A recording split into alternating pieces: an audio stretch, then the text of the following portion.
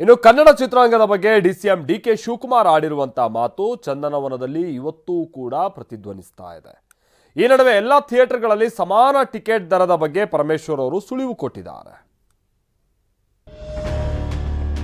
ಚಿತ್ರರಂಗದ nut bolt ಟೈಟ್ಗೆ ಮುಂದಾಯ್ತಾ ಸರ್ಕಾರ. Cinema ticket ಏಕರೂಪದ ದರ, ಪರಮೇಶ್ವರ್ ಸುಳಿವು. ಯಾರು ಸರ್ಕಾರಕ್ಕೆ ಕೋಆಪರೇಟ್ ಮಾಡಲ್ಲ, ಅಲ್ಲಿ ಪರ್ಮಿಷನ್ ಕೊಡ್ಬೇಡ ಅಂತ ಥಿಯೇಟರ್ ಸಿನಿಮಾನೇ ನಡೆಯಲ್ಲ, ಒಂದು ಶೂಟಿಂಗೇ ನಡೆಯಲ್ಲಪ್ಪ. ನಮಗೂ ಗೊತ್ತಿದೆ ಎಲ್ಲ, ಯಾರ್ಯಾರಿಗೆ ಎಲ್ಲೆಲ್ಲಿ ನಟ್ಟು ಬೋಲ್ಟ್ ಟೈಟ್ ಮಾಡಬೇಕು ಅಂತ ಕೂಡ ನನಗೆ ಐ ನೋ ದಟ್. ಬಟ್ ಸ್ವಲ್ಪ ತಿಳ್ಕೊಳ್ಳಿ ಇರಲಿ, ಯಾರ್ಯಾರಿಗೆ ಎಲ್ಲೆಲ್ಲಿ ನಟ್ಟು ಬೋಲ್ಟ್ ಟೈಟ್ ಮಾಡಬೇಕು ಅಂತ ನಮಗೂ ಗೊತ್ತು. ಹೀಗೆ ಕನ್ನಡ ಫಿಲ್ಮ್ ಇಂಡಸ್ಟ್ರಿಗೆ ಡಿಸಿಎಂ ಡಿಕೆ ಶಿವಕುಮಾರ್ ವಾರ್ನಿಂಗ್ ಕೊಟ್ಟು 4 ದಿನ ಆಗಿಲ್ಲ.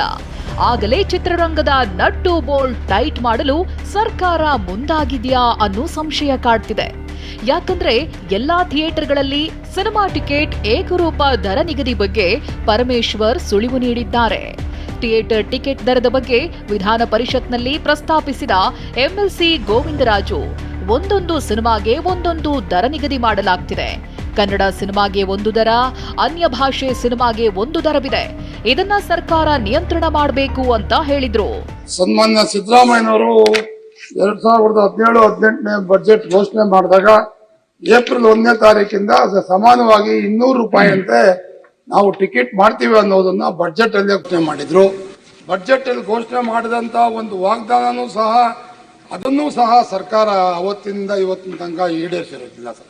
ಸನ್ಮಾನ್ಯ ಸಭಾಪತಿಗಳು, ಎಂಎಲ್ಸಿ ಗೋವಿಂದರಾಜು ಮಾತಿಗೆ ಪ್ರತಿಕ್ರಿಯೆ ಕೊಟ್ಟ ಗೃಹ ಸಚಿವ ಪರಮೇಶ್ವರ್, ಏಕರೂಪ ದರ ನಿಗದಿ ಬಗ್ಗೆ ಕ್ರಮ ಕೈಗೊಳ್ಳುತ್ತೇವೆ, ನಿಯಂತ್ರಣ ಮಾಡದಿದ್ರೆ ಅವರವರ ಇಷ್ಟಕ್ಕೆ ದರ ಇರುತ್ತೆ ಅಂತ ಪರಮೇಶ್ವರ್ ಹೇಳಿದ್ದಾರೆ. ಸಿಟಿಯಲ್ಲಿ ಬೆಂಗಳೂರು ಸಿಟಿನಲ್ಲಿ 41 ಮಲ್ಟಿಪ್ಲೆಕ್ಸ್ ಇದೆ. ಆದರೆ ಇದೆಲ್ಲದಕ್ಕೂ ಕೂಡ ಎಲ್ಲ ಅವರವರೇನೆ ರೇಟ್ಗಳನ್ನು ಫಿಕ್ಸ್ ಮಾಡ್ತಾರೆ. ನಾನು ತಮಗೆ ಭರವಸೆ ಕೊಡ್ತೇನೆ, ಮುಂದಿನ ದಿನಗಳಲ್ಲಿ ಆದಷ್ಟು ಶೀಘ್ರವಾಗಿ ಇದಕ್ಕೆ ಏನಾದರೂ ಒಂದು ಪದ್ಧತಿಯನ್ನು ನಾವು ಒಳಾಡಳಿತ ಇಲಾಖೆಯಿಂದ ನಾವು ತರ್ತೇವೆ. ಯಾಕೆಂದರೆ ಇದಕ್ಕೆ ರೆಗ್ಯುಲೇಟ್ ಮಾಡದೇ ಹೋದರೆ ಇದು ಬೇರೆ ಬೇರೆ ರೀತಿಯಲ್ಲಿ ಅವರವ್ರ ಇಷ್ಟಕ್ಕೆ ಬಂದಂಗೆ ರೇಟ್ಗಳನ್ನು ಮಾಡ್ಕೊಳ್ತಿದ್ದಾರೆ ಅಂತಕ್ಕಂಥದ್ದು. ಹಾಗಾಗಿ ಮುಂದಿನ ದಿನಗಳಲ್ಲಿ ಆದಷ್ಟು ಬೇಗ ಇದಕ್ಕೆ ಒಂದು ಪದ್ಧತಿಯನ್ನು ಜಾರಿ ಮಾಡ್ತೀವಿ. ಡಿಕೆ ಶಿವಕುಮಾರ್ ನಟ್ಟು ಬೋಲ್ಟ್ ಹೇಳಿಕೆಗೆ ಸಿನಿಮಾ ನಿರ್ದೇಶಕ ಗುರುದೇಶ್ ಪಾಂಡೆ ಬೇಸರ ಹೊರಹಾಕಿದ್ದಾರೆ. ನಮ್ಮ ಸಿನಿಮಾ ಇಂಡಸ್ಟ್ರಿ ಬಗ್ಗೆ ಡಿಕೆ ಹೇಳಿದ್ದು ಬೇಸರ ತಂದಿದೆ. ನಮ್ಮಲ್ಲಿ ಒಗ್ಗಟ್ಟಿಲ್ಲ, ನಮಗೆ ಒಬ್ಬ ನಾಯಕ ಬೇಕಾಗಿದೆ ಅಂದಿದ್ದಾರೆ. ಇನ್ನು ಈ ಬಗ್ಗೆ ಮಾತನಾಡಿದ ಶರತ್ ಲೋಹಿತಾಶ್ವ, ಅಧಿಕಾರ ಶಾಶ್ವತ ಅಲ್ಲ, ಜನಸಾಮಾನ್ಯರಿಗೂ ಬೇಕಾಗಿರೋದು ಒಳ್ಳೆ ಕೆಲಸವಷ್ಟೇ, ಸಿನಿಮಾ ಎಲ್ಲರ ಆಸ್ತಿ ಅಂತ ತಿರುಗೇಟು ಕೊಟ್ಟಿದ್ದಾರೆ. ಸನ್ಮಾನ್ಯ ಡಿಕೆ ಶಿವಕುಮಾರ್ ಅವರು ಕನ್ನಡ ಇಂಡಸ್ಟ್ರಿಯ ಬಗ್ಗೆ ಮಾತಾಡಿದಾಗ ಮನಸ್ಸಿಗೆ ನೋವಂತರೂ ಆಗುತ್ತೆ. ಅವರು ಬಟ್ಟು ಮಾಡಿ ತೋರಿಸ್ತಾ ಇರೋದು ಕನ್ನಡ ಇಂಡಸ್ಟ್ರಿಯಲ್ಲಿ ನಾವು ಇರೋದ್ರಿಂದ, ನಾವು ಪ್ರೀತಿ ಮಾಡುವಂಥ ಇಂಡಸ್ಟ್ರಿಯಲ್ಲಿ ನಾವು ಇರೋದ್ರಿಂದ ಡೆಫಿನೆಟ್ ಆಗಿ ಬೇಜಾರಂತರೂ ಆಗುತ್ತೆ. ಡಾಕ್ಟರ್ ರಾಜ್ಕುಮಾರ್ ಅವರು ಇದ್ದಾಗ, ಡಾಕ್ಟರ್ ವಿಷ್ಣುವರ್ಧನ್ ಅವರು ಇದ್ದಾಗ, ಡಾಕ್ಟರ್ ಅಂಬರೀಷ್ ಅಣ್ಣ ಇದ್ದಾಗ ಈ ಥರದ್ದು ಮಾತುಗಳು ಯಾರಿಂದಾದರೂ ಬರ್ತಾಯಿತ್ತಾ? ಆ ಥರ ನಾಯಕರಿದ್ದಾಗ ಯಾರಾದರೂ ಕನ್ನಡ ಇಂಡಸ್ಟ್ರಿ ಬಗ್ಗೆ ಇಷ್ಟು ಹಗುರವಾಗಿ ಮಾತಾಡೋಕ್ಕೆ ಸಾಧ್ಯ ಇತ್ತಾ? ಅದು ಶಾಶ್ವತವಲ್ಲ. ಶಾಶ್ವತ ಯಾವುದಪ್ಪ ಅಂತಂದರೆ ಚಿತ್ರಗಳು, ಚಿತ್ರೋತ್ಸವಗಳು. ಆಮೇಲೆ ಅಧಿಕಾರನೂ ಶಾಶ್ವತ ಅಲ್ಲ, ಬರ್ತಾರೆ ಹೋಗ್ತಾರೆ. ಅದು ಯಾವ ಅಕಾಡೆಮಿ ಆಗ್ಬೋದು, ಯಾವ ಸರ್ಕಾರಗಳಾಗ್ಬೋದು, ಏನೇ ಆಗ್ಬೋದು. ಬಟ್ ನಮಗೆ ಇವರಿಂದ ಒಳ್ಳೆ ಕೆಲಸಗಳು. ಇನ್ನು ಡಿಸಿಎಂ ಡಿಕೆ ಶಿವಕುಮಾರ್ ಹೇಳಿರೋದು ಸರಿ ಅಂತ ನಟ ದಯಾಳ್ ಪದ್ಮನಾಭ್ ಹೇಳಿದ್ದಾರೆ. ಆದ್ರೆ ಅವರು ಹೇಳಿರೋ ವೇದಿಕೆ ಸರಿ ಇಲ್ಲ ಅಂತ ಅಭಿಪ್ರಾಯ ವ್ಯಕ್ತಪಡಿಸಿದ್ದಾರೆ.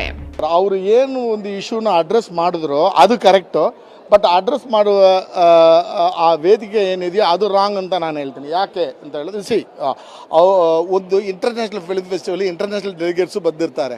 ಅದರಲ್ಲಿ ನಾವು ನಮ್ಮ ಒಂದು ಇಂಡಸ್ಟ್ರಿ ಬಗ್ಗೆ ಇರುವ ಲ್ಯಾಪ್ಸಸ್ನ ಓಪನ್ ಆಗಿ ಅಡ್ರೆಸ್ ಮಾಡೋದು ಖಂಡಿತವಾಗಿ ಸ್ವಲ್ಪ ಬೇಜಾರಾಯಿತು.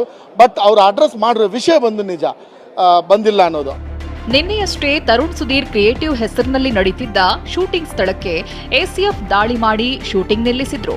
ನಟಿ ರಕ್ಷಿತಾ ಪ್ರೇಮ್ ಸಹೋದರ ರಾಣಾ ನಟನೆಯ ಚಿತ್ರದ ಶೂಟಿಂಗ್ನಲ್ಲಿ ಸುಮಾರು 50ರಿಂದ 100 ಜನ ಭಾಗಿಯಾಗಿದ್ರು. ಆದರೆ ವನ್ಯಜೀವಿಗಳಿರುವ ಅರಣ್ಯ ಪ್ರದೇಶದಲ್ಲಿ ಚಿತ್ರೀಕರಣ ಮಾಡಿದ್ರಿಂದ ಅನುಮತಿ ನೀಡಿರಲಿಲ್ಲ. ಡಿಸಿಎಂ ಡಿಕೆ ಶಿವಕುಮಾರ್ ಹೇಳಿಕೆ ಬೆನ್ನಲ್ಲೇ ಸಮಾನ ಟಿಕೆಟ್ ದರದ ಬಗ್ಗೆ ಗೃಹ ಸಚಿವ ಡಾಕ್ಟರ್ ಜಿ ಪರಮೇಶ್ವರ್ ಸುಳಿವು ಕೊಟ್ಟಿದ್ದಾರೆ. ಮಾಡದೇ ಹೋದ್ರೆ ಇದು ಬೇರೆ ಬೇರೆ ರೀತಿಯಲ್ಲಿ ಅವರವ್ರ ಇಷ್ಟಕ್ಕೆ ಬಂದಂಗೆ ರೇಟ್ಗಳನ್ನು ಮಾಡ್ಕೊಳ್ತಿದ್ದಾರೆ ಅಂತಕ್ಕಂಥದ್ದು. Bureau report, TV9.